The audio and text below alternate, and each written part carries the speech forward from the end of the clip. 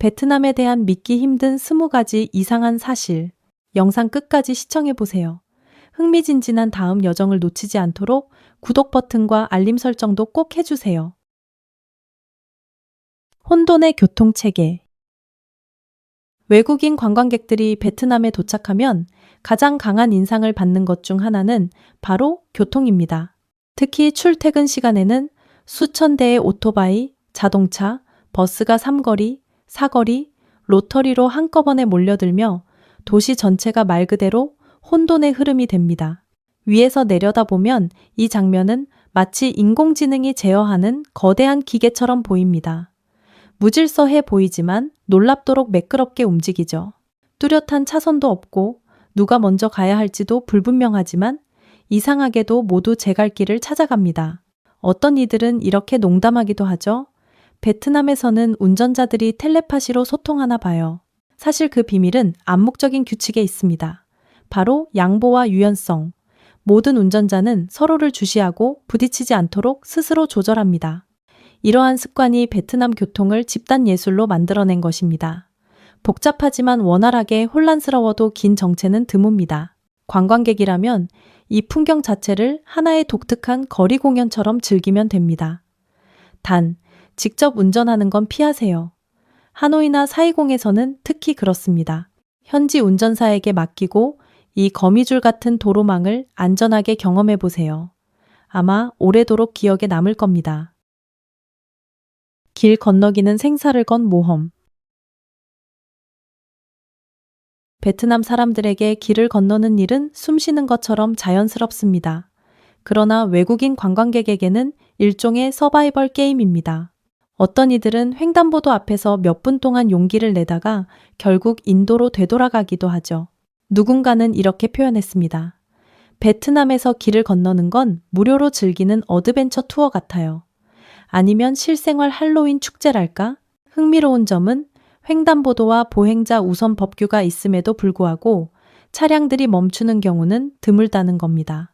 대신 보행자들은 침착하게 앞으로 나아가고 차량들은 앞뒤로 능숙하게 피해갑니다. 이것이 바로 베트남식 암묵의 룰입니다. 그러니 가장 중요한 팁은 이렇습니다. 일정한 속도로 천천히 걷고 갑자기 멈추거나 뛰지 마세요. 그래야 차량들이 당신의 동선을 계산할 수 있습니다. 신호등이 있는 사거리에서는 상황이 좀 나아지지만 그래도 안심은 금물입니다. 신호가 빨간불이어도 우회전하는 차량은 계속 오니까요. 관광객을 위한 최고의 방법은 잘 살펴보거나 그냥 현지인과 함께 건너는 겁니다. 그러면 당신은 이 독특하고 긴장감 넘치는 집단 의식에 자연스레 동참하게 됩니다. 자, 베트남에 오신다면 혼자서 길을 건널 용기가 있으신가요? 아래 댓글로 알려주세요. 오토바이 왕국 베트남. 오토바이는 단순한 이동수단이 아닙니다. 베트남인의 일상 그 자체입니다. 북적이는 도시거리부터 시골 골목까지 어디에서든 오토바이를 볼 수 있죠. 베트남 통계청과 국제조사에 따르면 등록된 차량의 90% 이상이 오토바이이며 인구 1000명당 오토바이 수는 518에서 565대에 이릅니다. 이는 세계 최고 수준입니다. 온 가족 4, 5명이 짐까지 가득 실은 채 달리는 모습도 흔하게 볼 수 있습니다. 이런 교통 환경 속에서 경적 소리는 하나의 언어가 됩니다. 짧은 소리는 길을 비켜달라는 뜻, 긴 소리는 경고, 때로는 아는 사람과 인사를 주고받는 수단이기도 하죠. 시끄럽지만 정겹고 빠른 일상 속의 연결감을 잘 보여줍니다. 여름철이 되면 섭씨 35에서 40도의 폭염 아래서 오토바이 운전자들은 전신 갑옷을 착용합니다. 두꺼운 재킷, 장갑, 마스크, 선글라스, 심지어는 오토바이 전체를 덮는 긴 치마까지. 단지 더위를 피하기 위한 것뿐만 아니라 하얀 피부를 지키려는 미적 기준도 포함되어 있죠. 멀리서 보면 마치 검은 실루엣들이 번개처럼 도심을 가르는 것 같아 외국인들은 늘 놀라움을 금치 못합니다. 어디서든 느껴지는 창업 정신.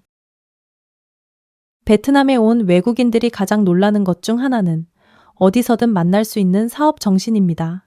골목길을 걷다 보면 작은 포장 커피숍, 야간 푸드트럭, 민가 사이의 구멍가게, 심지어 수백만 달러 투자 유치를 노리는 스타트업까지 다양합니다. 흥미로운 점은 베트남에서는 누구나 사업가가 될 수 있다는 점이죠. 오토바이 기사님이 복권도 함께 팔고 주부가 집문을 열어 국수 가게를 운영하거나 대학생이 온라인 쇼핑몰을 직접 만들기도 합니다.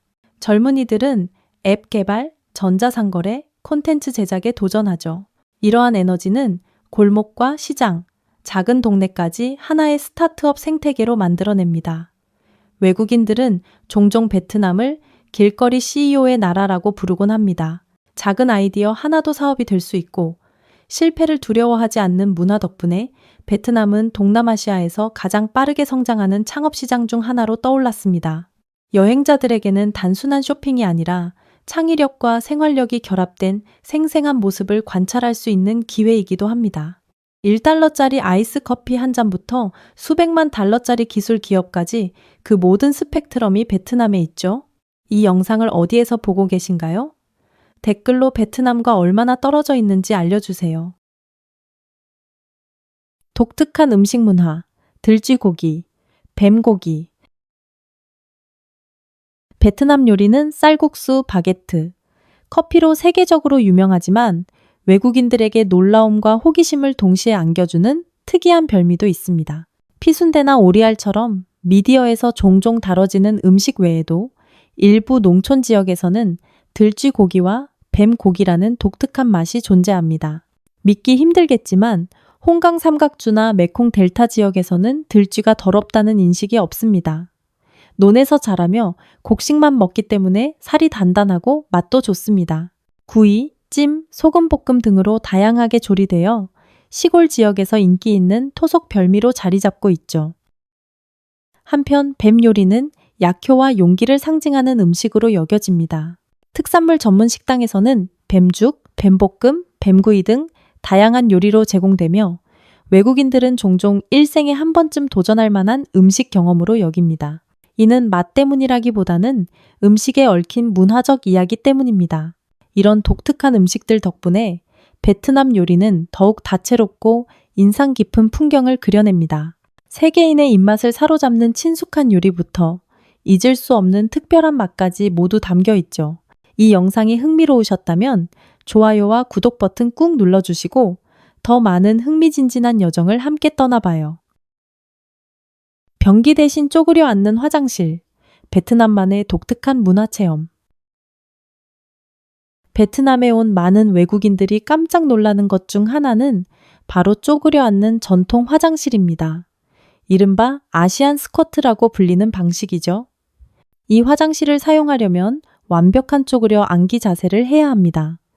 익숙하지 않다면 조금 당황스러울 수 있지만 베트남 사람들에게는 아주 평범한 일상입니다. 시골 지역이나 고속도로 휴게소 등에서는 여전히 이런 쪼그려 앉는 변기가 자주 보입니다. 현지인들은 익숙하지만 관광객에게는 낯설고도 기억에 남을 체험이 될 수 있습니다. 어떤 외국인은 농담처럼 말하죠. 베트남 여행은 쌀국수 먹는 법만 배우는 게 아니라 스쿼트도 배워야 돼요. 장거리 여행을 하거나 시골 마을에 갈 경우 이 스타일의 화장실을 만날 가능성이 높습니다. 그래서 작은 팁을 드리자면 여행 전 스쿼트를 살짝 연습해 보세요. 적응이 쉬워지고 이 이상한 경험이 하나의 유쾌한 추억이 될 수 있습니다. 물론 호텔에서 출발 전에 화장실을 미리 다녀오는 것이 좋습니다. 왜냐하면 휴게소 화장실은 기대에 못 미칠 수도 있기 때문입니다. 하지만 불편하게만 생각하지 마세요. 이것도 귀여운 문화 충격의 일부로 받아들이면 베트남 여행이 더 흥미롭고 나중에 이야기할 거리도 늘어납니다. 혹시 여러분 중 아시안 스쿼트 화장실을 이용해 본 적이 있다면 댓글에 숫자이라고 쓰고 경험담도 공유해 주세요. 대나무 파이프 담배, 잊지 못할 서민의 습관. 베트남의 길가 찻집에서 자주 볼 수 있는 대나무 파이프, 특유의 로록로록 소리를 내며 사용되는 그것은 바로 디우까이입니다. 디우까이는 대나무 또는 나무로 만든 길이 50에서 80cm 정도 되는 담배 파이프입니다. 사용자들은 담배를 끝부분에 넣고 불을 붙인 뒤 한 번에 강하게 들이마십니다. 이때 연기는 물을 거쳐 걸러진 뒤 폐로 들어가죠. 특유의 소리와 물이 부글거리는 소리는 많은 관광객의 호기심을 자극하고 한 번쯤 체험해보고 싶게 만듭니다. 담배 효과는 매우 빠르게 나타납니다. 단 몇 초 만에 어지럽고 얼굴이 붉어지며 처음 시도하는 사람은 중심을 잡지 못하고 손으로 바닥을 짚기도 하죠. 디웃가이는 단순한 개인 습관이 아니라 일종의 사회적 도구이기도 합니다. 시골에서는 찻잔이나 술잔처럼 서로 디웃가이를 권하며 인사를 나누기도 합니다. 하지만 너무 자주 피우면 건강에 해로울 수 있기 때문에 외국인 관광객이라면 시도하기 전에 충분히 생각해 보는 것이 좋습니다. 베트남의 신기한 결혼 관습. 신랑을 납치하고 신부를 잡는다?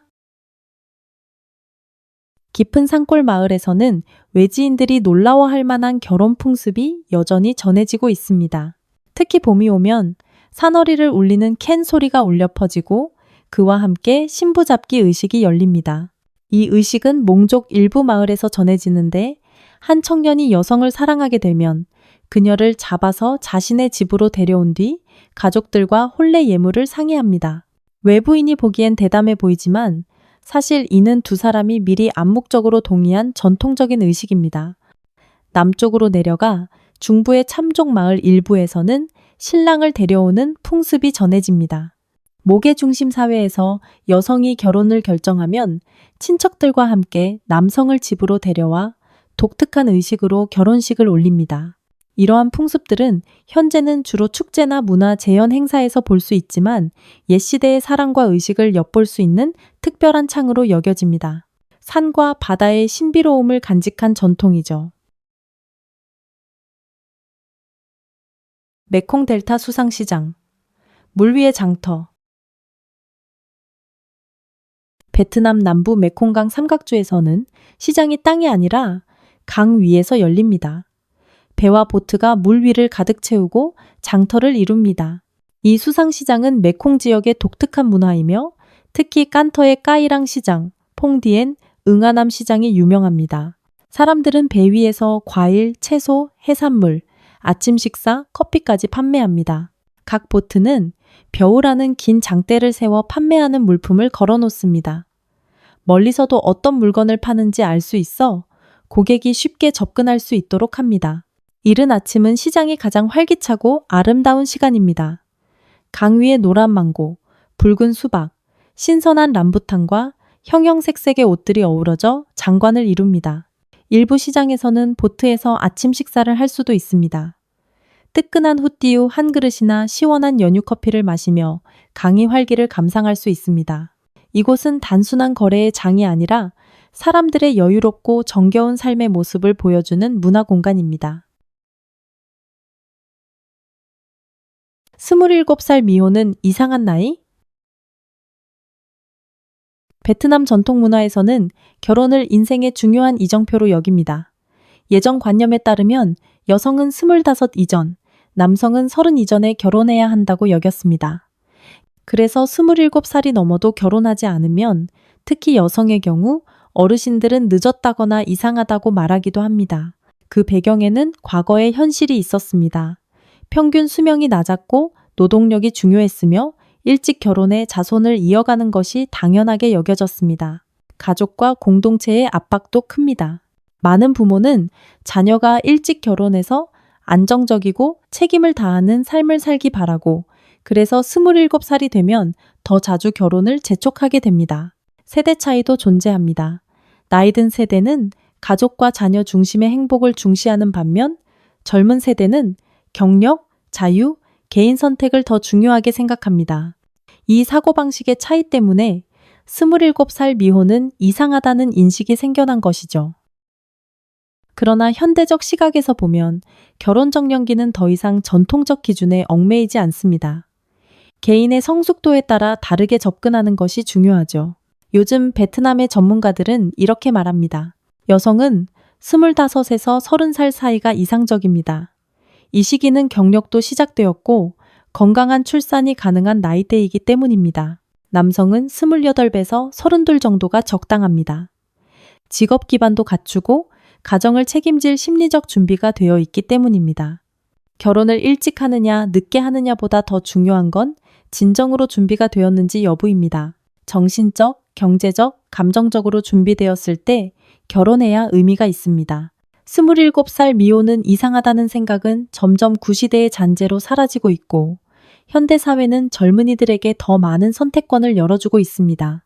여러분이 사는 나라에서는 27살 미혼이 늦은 나이로 여겨지나요? 댓글로 여러분의 생각을 들려주세요.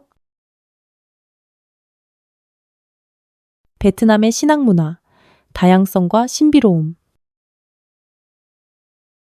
베트남은 동남아시아에서 가장 신앙생활이 풍부한 나라 중 하나로 공식 종교와 민간 신앙이 수백 년 동안 나란히 공존하며 융합되어 왔습니다. 불교, 가톨릭, 이슬람, 개신교 외에도 조상 숭배, 마을 수호신, 민족 영웅을 모시는 신앙 등이 강하게 남아 있습니다. 특히 주목할 만한 것은 뜨푸 숭배 신앙입니다. 이 신앙 체계는 4개의 영역으로 구성되며 하늘, 땅, 물, 산림의 신령을 섬깁니다. 이 신앙과 함께하는 하우똥 의식은 신령이 강림에 복을 내리고 재앙을 막아준다고 믿는 화려하면서도 신비로운 의식입니다. 무대처럼 펼쳐지는 이 의식은 전통 음악, 화려한 복장, 부드러운 춤이 어우러져 베트남인뿐만 아니라 외국 관광객들도 매료시키고 있습니다. 다채로운 민족이 공존하는 나라. S자 형태의 땅 위에 베트남은 54개 민족이 함께 어우러져 다채로운 문화 그림을 엮고 있습니다. 각 민족은 고유한 전통 의상을 지니고 있으며 예를 들어 몽족의 다단 치마, 타이족의 섬세한 아옥곰, 참족의 우아한 머리 수건 등이 있습니다. 외형뿐 아니라 언어 또한 고유하게 전해집니다. 산과 강의 소리를 닮은 그 말소리는 세대를 거쳐 정신적 보물로 이어지고 있습니다. 언어와 함께 음악도 민족 정체성을 드러냅니다. 몽족의 캔 소리는 산을 울리고 유네스코가 인류무형유산으로 지정한 중앙고원의 징음악은 밤의 축제를 물들입니다. 무엇보다도 베트남어는 풍부한 성조 체계와 유연한 표현력 덕분에 세계에서 배우기 가장 어려운 20개 언어 중 하나로 꼽힙니다. 이 모든 다양성이 베트남을 통일되면서도 다채로운 나라로 만들고 있으며 각각의 노래와 의상은 그 자체로 뿌리와 정체성의 이야기를 들려줍니다. 흥미로운 일상 문화.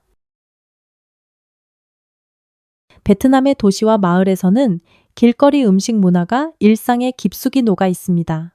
플라스틱 의자와 반짝이는 스테인리스 테이블, 그리고 김이 모락모락 나는 쌀국수와 볶음 요리, 숯불 향이 어우러진 풍경은 하루 종일 사람들을 끌어당깁니다. 단돈 수십만 동 미국 돈으로는 1에서 2달러 정도면 쌀국수, 분짜, 반미, 연유커피, 찐디저트나 조개 요리를 배부르게 즐길 수 있습니다. 작은 의자에 옹기종기 앉아 음식을 먹으며 대화도 나누고 거리 풍경을 감상하는 것은 외국인에게 특히 인상 깊은 경험이 됩니다. 그 속에는 노점상의 외침 소리도 함께합니다. 어떤 소리는 또렷하고 간결하고 어떤 소리는 노래처럼 길게 이어지며 오래된 확성기에서 흘러나오는 경우도 있습니다. 각 외침은 각각의 간식이나 음식과 연결되어 뜨거운 찹쌀밥, 반미, 불리우, 콩 디저트, 찐빵 등 베트남인의 기억에 각인된 멜로디가 되었습니다. 분주한 일상 속에서 이 소리들은 거리의 배경음악처럼 들리며 향수를 자극하고 돌아가고 싶은 마음을 불러일으킵니다. 또한 아침 일찍 일어나면 베트남의 또 다른 리듬을 발견할 수 있습니다. 공원, 호숫가, 집 앞마당 어디서나 노년층이 태극권, 배드민턴, 자전거, 걷기 등으로 운동하는 모습을 볼 수 있습니다. 작은 스피커에서 나오는 음악 소리와 웃음소리가 어우러져 활기차고 따뜻한 아침 분위기를 만들어냅니다. 밤의 거리, 바 문화, 그리고 붉은 등거리. 해가 지면 하노이나 사이공 같은 대도시는 야간 번화가로 변신합니다. 하노이에는 따이엔, 사이공에는 부이비엔 거리가 대표적입니다. 이곳은 바와 펍, 맥주 클럽이 즐비하고 테이블과 의자가 인도를 가득 메웁니다. 음악과 웃음소리는 새벽까지 이어집니다. 맥주를 마시는 것은 단순한 습관이 아니라 베트남 문화의 일부입니다. 몇 센트짜리 생맥주부터 수입 맥주와 칵테일까지 전통과 현대가 어우러져 있습니다. 베트남은 세계에서도 손꼽히는 맥주 소비 국가로 밤문화와 길거리 음식의 생동감을 보여주는 증거이기도 합니다. 하지만 이런 활기 속에도 음지의 면이 있습니다. 일부 유흥업소는 부가 서비스를 제공하며 주로 외국인 관광객을 대상으로 합니다. 개방된 거리 분위기, 활기찬 맥주 문화, 민감한 요소들이 뒤섞여 VBN은 동남아에서 가장 호기심을 자극하는 밤거리 중 하나가 되었습니다. 외국인 관광객에게는 이곳이 전혀 다른 세계처럼 느껴집니다. 세계 각국의 친구들과 건배하며 젊은 에너지와 숨겨진 이야기의 대비를 동시에 느낄 수 있죠. 그래서 논란 속에서도 이 거리들은 여전히 한 번쯤은 가볼 만한 곳으로 여행객들의 리스트에 올라 있습니다. 놀라울 만큼 저렴한 생활비. 베트남을 여행한 많은 외국인들은 적은 비용으로도 하루 종일 식사, 교통, 숙박까지 모두 누릴 수 있다는 사실에 자주 놀랍니다. 그 중에서도 길거리 음식은 이곳의 비용, 친화적인 매력을 가장 잘 보여주는 사례입니다. 미국 돈으로 1에서 2달러, 베트남 돈으로 수만 동만 있으면 김이 모락모락 나는 쌀국수 한 그릇, 고기 향 가득한 분짜 한 접시, 푸짐한 껌떤 한 그릇에 시원한 음료까지 즐길 수 있습니다. 이 음식들은 저렴할 뿐 아니라 맛도 풍부하고 현지 문화의 색채를 담고 있습니다. 숙박비 또한 많은 여행자들을 놀라게 합니다. 아늑한 홈스테이, 젊은 감성의 호스텔, 그리고 기본 설비를 갖춘 미니 호텔까지 평균 숙박비는 하룻밤에 10에서 15달러 수준입니다. 이 가격이면 깨끗하고 안전한 잠자리를 확보할 수 있고 경우에 따라 아침 식사도 포함되곤 합니다. 베트남의 교통수단 역시 예산에 부담을 주지 않습니다. 버스, 기차, 그리고 기술 기반 차량 호출 서비스 모두 합리적인 가격에 이용할 수 있습니다. 특히 하루에 베트남 돈으로 10만에서 15만 동, 미국 돈으로는 대략 4에서 6달러 정도만 있으면 오토바이를 렌트해 도시의 골목골목을 자유롭게 탐험하거나 시골길을 달릴 수 있습니다. 엔터테인먼트나 건강 관련 서비스도 매우 저렴한 편입니다. 발 마사지 한 번, 박물관 입장권, 관광지 투어, 단기 여행 상품 모두 부담 없이 즐길 수 있습니다. 심지어 연유를 넣은 진한 아이스커피 한 잔이 미국 돈으로 약 1달러, 세계 다른 나라에서는 생수 반병 가격에도 못 미치는 수준이죠. 물론 일부 유명 관광지에서는 과도한 가격 요구가 있을 수 있으니 미리 가격을 확인하거나 필요시 흥정하는 것도 좋은 방법입니다. 세계를 놀라게 한 베트남의 기이한 역사. 베트남, 작지만 놀라운 나라입니다. 이 나라의 역사를 들여다보면 전 세계를 놀라게 할 만한 이야기들이 숨겨져 있습니다. 1000년이 넘는 세월 동안 베트남은 아시아에서 가장 강력했던 제국들과 맞서 싸웠습니다. 북방의 봉건 국가들부터 유럽 식민 세력에 이르기까지 베트남은 그 속에서도 고유의 언어, 문자, 문화를 지켜내며 살아남았습니다. 정말 믿기 어려운 일이죠. 지도에서 보면 작은 나라인 베트남이 역사상 수차례 군사 전문가들이 말하는 불가능이라 평가된 승리를 이끌어낸 것입니다. 대표적인 예는 바익당 전투입니다. 뒤집힌 목재 말뚝을 강 밑에 박아 거대한 함대를 격파한 전략은 지금까지도 군사학에서 회자됩니다. 그리고 20세기 베트남은 세계 최강국 두 곳을 모두 상대로 승리를 거둔 드문 국가 중 하나가 됩니다. 고대 중국은 1000년 동안 베트남을 지배하며 문화와 통치를 강요했습니다. 하지만 쯔엉 자매, 바쩌우, 응옥구엔의 바익당 승리 등 수많은 반란과 투쟁은 약자가 강자를 이긴다는 정신을 각인시켰습니다. 중세의 원나라, 아시아를 휩쓴 몽골 제국 역시 세 차례나 대월의 저항에 무릎을 꿇게 됩니다. 19세기, 프랑스는 대포와 철갑선을 앞세워 베트남을 식민지로 만들었습니다. 그러나 수십 년 만에 독립운동은 전국으로 퍼졌고 20세기에는 프랑스와 미국 두 초강대국을 상대로 연속된 승리를 이뤄냈습니다. 더 놀라운 건 수백 년의 전쟁을 거친 후에도 베트남인의 정신은 단순한 반회세에 그치지 않고 음악, 음식, 아오자이, 끈기 있는 생활 방식 등 강력한 문화 에너지로 승화되었다는 점입니다. 그래서 많은 국제학자들이 베트남을 굴복하지 않는 나라라 부르며 의지와 정체성에 대한 살아있는 교훈으로 여기고 있습니다. 이러한 역사 덕분에 많은 관광객들이 베트남을 작지만 커다란 심장을 가진 나라라고 부릅니다. 이 나라의 유적 하나하나, 거리 하나하나가 시간을 뛰어넘는 이야기를 간직하고 있습니다. 베트남 전쟁에 숨겨진 흥미로운 진실. 베트남 전쟁 혹은 인도차이나 전쟁 2차는 한때 미국이 치른 가장 긴 전쟁이었습니다. 나중에 아프가니스탄 전쟁에 기록이 깨지기 전까지 말이죠.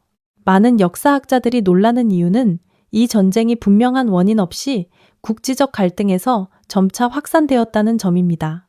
전쟁 당시 북베트남과 베트콩은 남베트남과 미국의 막강한 지원 세력과 맞서 싸웠습니다. 전쟁은 1954년부터 1975년까지 이어졌으며 5명의 미국 대통령 임기를 거쳤고 전 세계가 그 상황을 주시했습니다. 전쟁 비용은 약 2천억 달러, 민간인 200만 명과 군인 130만 명 이상의 사망자를 낳은 이 전쟁은 20세기의 가장 큰 역사적 비극 중 하나로 남았습니다. 많은 미국 학자들은 이 전쟁을 전략적 실수 혹은 피할 수 있었던 비극이라 평가하고 있습니다. 흥미로운 점은 베트남에서는 이 전쟁을 미국에 맞선 전쟁이라 부르며 미국에서는 단순히 베트남 전쟁이라고 한다는 사실입니다. 같은 전쟁에 대한 두 나라의 관점 차이는 시각과 해석의 간극을 보여주는 상징적인 사례입니다. 그리고 가장 놀라운 사실은 한때 극심한 적이었던 두 나라는 1995년부터 외교 관계를 공식적으로 수립하고 현재까지 협력하고 있다는 점입니다.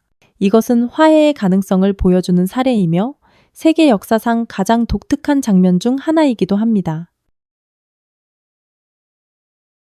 베트남은 아름다운 자연뿐만 아니라 전국 곳곳에 스며든 이야기, 전통, 신비함으로 사람들의 마음을 사로잡습니다. 지금까지 보신 것은 이 S자 모양의 나라에서 발견할 수 있는 수많은 기이한 점들 중 일부에 불과합니다.